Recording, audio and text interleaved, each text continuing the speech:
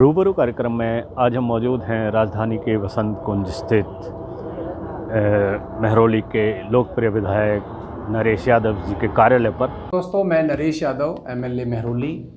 मैं एक ऐतिहासिक नगरी महरौली कॉन्स्टिट्यूंसी से विधायक हूं। दोस्तों, ये एक ऐतिहासिक कॉन्स्टिट्यूंसी है जिसमें बहुत ही ऐतिहासिक कार्यक्रम फूल वालों की सैर अभी हाल ही में हुआ। लगातार उसमें अलग अलग तरह की कंपटीशंस, कुश्ती, पेंटिंग और कवालियों का कंपटीशन हुआ। ख्वाजा कुतुबुद्दीन की दरगाह महरौली के अंदर है, उसके ऊपर कार्यक्रम हुआ। फूल वालों की सैर का योगमाया मंदिर में कार्यक्रम हुआ। तो ये एक हिंदू मुस्लिम एकता का प्रतीक का कार्यक्रम है जो अपने आप में पिछले 2 साल नहीं हुआ, उसके बाद में ये संपन्न हुआ। लोगों ने बहुत एंजॉय किया। दोस्तों, मैं 2015 में महरौली विधानसभा से विधायक चुना गया, जिसमें लगभग 16,000 प्लस वोटों से मैं जीता। उसके बाद लगातार हमने शिक्षा, स्वास्थ्य, बिजली, पानी सभी पे काम किया। ये काफ़ी बड़ी कॉन्स्टिट्यूंसी है। इसमें लगभग 6 गांव हैं: रजोकरी, मसूदपुर, किशनगढ़, बेरसराय, लाडोसराय, कटवारिया सराय। 2 यहाँ पर कॉस्मोपॉलिटन एरिया है जो शहर का एरिया माना जाता है, वसंत कुंज और साकेत। और महरौली जो टाउनशिप है वो अपने आप में एक मिली जुली संस्कृति का प्रतीक है। बहुत ही ऐतिहासिक नगरी है। बहुत पहले कहा जाता था कि महरौली कभी राजधानी हुआ करती थी और अलग अलग समय में यहाँ पर महरौली में अलग अलग तरह का इतिहास है। और महरौली के अंदर दोस्तों पानी की बहुत विकट समस्या रही है और आज भी काफ़ी हद तक हमने कवर किया है, लेकिन फिर भी अभी पानी की समस्या है। यहाँ पर 3-4 बड़े यूजीआर का काम चल रहा है, पानी की पाइपलाइनों का काम चल रहा है, सीवर का एक फ़ेज़ हम लगभग कंप्लीट कर चुके हैं, अभी फाइनल स्टेज पर है। इसके अलावा जो गांव हैं, गाँव में भी पानी की बड़ी समस्या रही है। चाहे रजोकरी में आज भी फ़िल्टर पानी नहीं है, लेकिन वहाँ पर 58 लाख लीटर का एक यूजीआर बन रहा है। इसके अलावा लाडोसराय गांव में बड़ी पानी की समस्या थी, लेकिन आज वहाँ पर पानी की स्थिति काफ़ी अच्छी है। तो मैं जब इस कॉन्स्टिट्यूंसी में एमएलए बन के आया तो मैंने देखा कि सालों गुजर गए, सरकारें आई चली गई, लेकिन गाँव में भी एक आधारभूत समस्याएं समाप्त नहीं हुई, जिसमें कि लोग लाइटों के लिए ही चक्कर काट रहे हैं, पानी के लिए चक्कर काट रहे हैं, रोड्स के लिए चक्कर काट रहे हैं, सीवर नहीं है। तो हम लोगों ने पूरी कोशिश करके पूरे गाँवों को लेके हमने उनकी डेवलपमेंट का एक प्लान बना रखा है और लगातार हम लोग उस पर आगे बढ़ भी रहे हैं। दूसरे टेन्योर में जब 2020 में चुनाव हुआ तो लोगों ने बहुत प्यार दिया और पीछे 2015 से भी ज़्यादा मार्जिन से मैं जीता।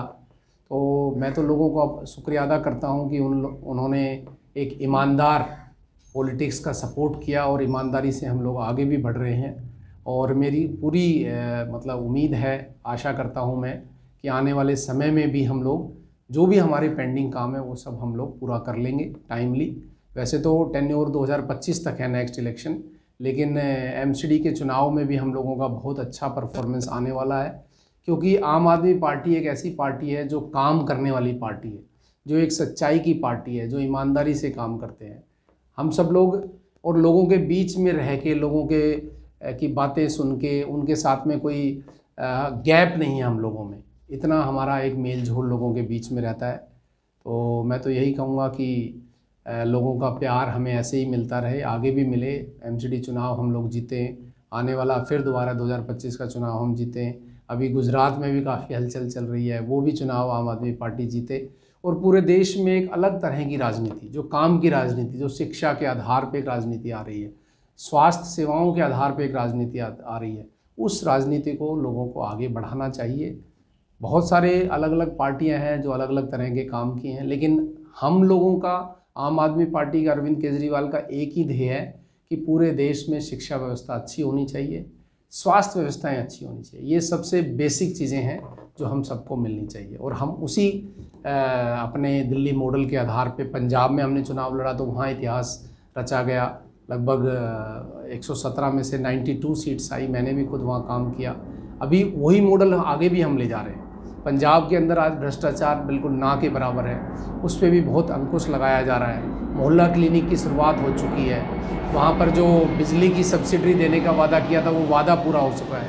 आम आदमी पार्टी, अरविंद केजरीवाल जी का जो मैनिफेस्टो होता है, जो चुनाव के दौरान में जो वो कमिटमेंट्स करते हैं ना, वो एक बहुत ही पवित्र डॉक्यूमेंट होता है जिसमें ये अरविंद जी मान के चलते हैं कि हमने जो बात कही है उसको 100% पूरा करना है, उसको कंप्लीट करना है। वो चुनावी जुमला नहीं है, उसको हमने लगातार 5 साल तक उस पर काम करते रहना है, ताकि हम अगले चुनाव में जाएं तो हम लोगों को क्लियर कट मैसेज दें कि अगर हमने काम किया है तो हमें वोट देना, नहीं तो ना देना। ऐसा ही 2020 के चुनाव में भी हुआ था।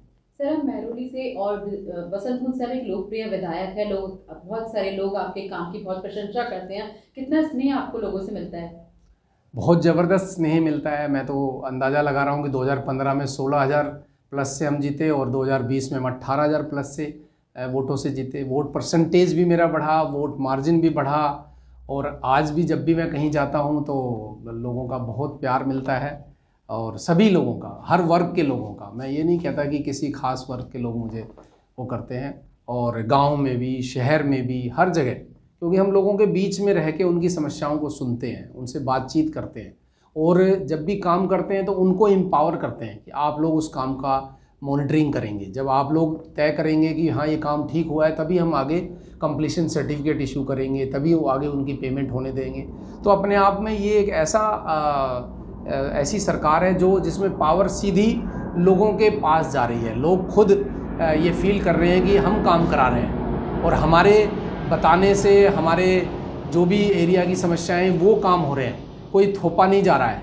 हमारी कोई पावर, एमएलए का कुछ नहीं है। एमएलए सिर्फ जो जनता कह रही है वो काम कर रहा है, और जनता उसको ओके करती है उस काम को, फिर वो ओके आगे करके कंप्लीशन सर्टिफिकेट्स देते हैं और उसकी पेमेंट्स होती है ठेकेदारों की। तो ये अपने आप में एक नई सी राजनीति है जो दिल्ली में से स्टार्ट होकर पंजाब तक पहुंची, अब देश तक पहुंचेगी।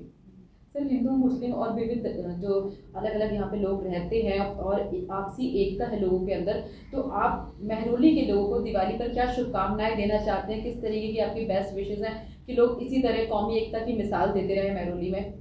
देखिए, मेहरौली में सभी तरह के फेस्टिवल्स मनाए जाते हैं। अभी गणेश महोत्सव बना था, अभी फूल वालों की सैर हुआ है जो हिंदू मुस्लिम एकता का प्रतीक है।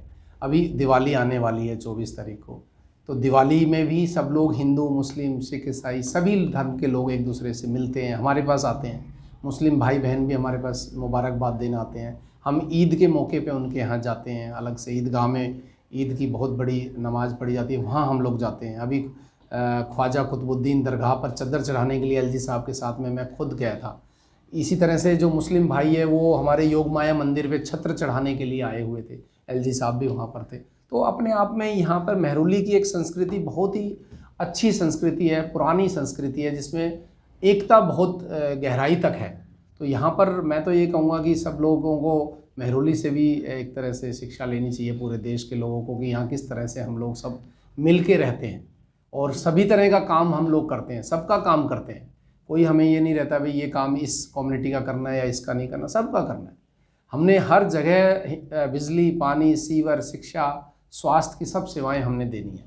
तो बहुत मिलजुल के करते हैं। मैं दिवाली की सबको मुबारकबाद देना चाहता हूँ और यही संदेश देना चाहता हूँ कि हमारी पूरे देश में एक एकता बनी रहे, सभी धर्मों में एकता बनी रहे, सद्भाव बना रहे, मिलके हम सब लोग साथ रहें। सुना मेहरौली विधायक नरेश यादव जी के विचार और उनकी तरफ से अपनी जनता को दी गई दीपावली की शुभकामनाएं। हमारी तरफ से भी नरेश यादव जी को समय देने के लिए बहुत बहुत धन्यवाद। कैमरामैन अशोक के साथ वीपी शर्मा, INS न्यूज़।